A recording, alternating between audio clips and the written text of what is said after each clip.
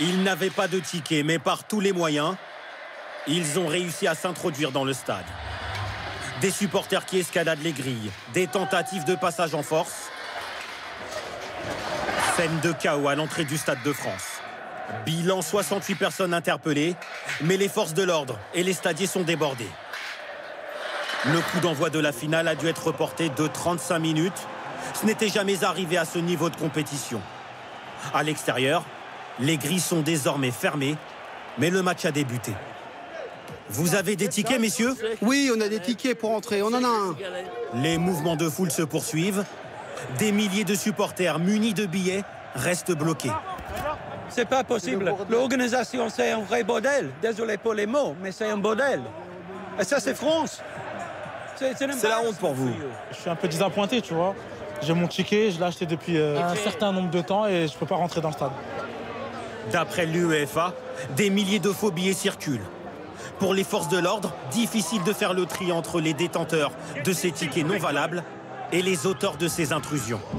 Le match a commencé depuis une vingtaine de minutes maintenant, mais regardez, il y a encore des centaines de supporters anglais qui sont coincés devant les grilles du Stade de France. Voici mon ticket pour la finale. On ne peut pas entrer parce que la police et les autorités françaises nous ferment l'accès. Je ne sais pas pourquoi on nous bloque ici, mais on ne peut pas entrer. Coincés pendant près de 3 heures. Voir notre équipe, c'est tout ce qu'on veut. Ces supporters de Liverpool finiront par rentrer dans le stade pour assister à la deuxième période. Hier soir, 39 personnes ont été placées en garde à vue. Les auteurs des intrusions étaient bien plus nombreux. Il y en a plusieurs qui sont rentrés, il y en a plusieurs qui ont échoué. Et moi, je fais partie de ceux qui ont échoué. Des incidents au Stade de France, mais aussi à Paris hier soir. 30 000 fans de Liverpool s'étaient rassemblés dans le 12e arrondissement. Après des affrontements avec la police, voici le cours de Vincennes, filmé ce matin. Alors essayons de comprendre ce qui s'est passé. Est-ce un problème de faux billets, comme le disent la préfecture et l'UEFA? Est-ce une question d'organisation calamiteuse à l'entrée du stade? Marine Brossard, Sylvie Pinatel et Bastien Auger ont essayé de décrypter les images de cette soirée. Regardez. Tout avait très mal commencé hier soir.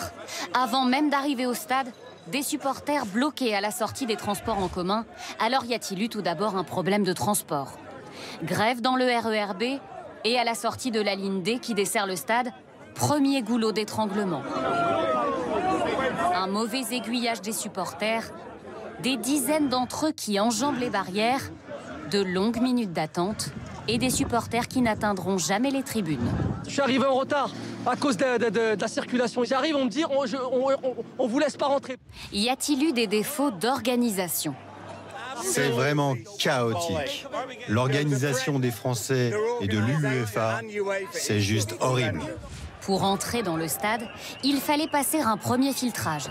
Mais ce n'est que plus loin, au tourniquet, que les billets sont scannés.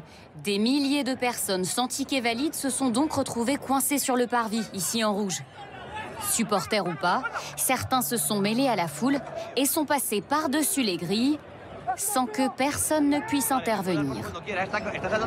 Débordée, à 20h40, la préfecture de police appelle dans toutes les langues à ne pas forcer l'entrée du stade. Que sait-on sur les faux billets? Qu'est-ce qui se passe? On a des tickets, vous le voyez bien. 70 000 Anglais étaient attendus à Paris. Seuls 22 000 avaient un billet.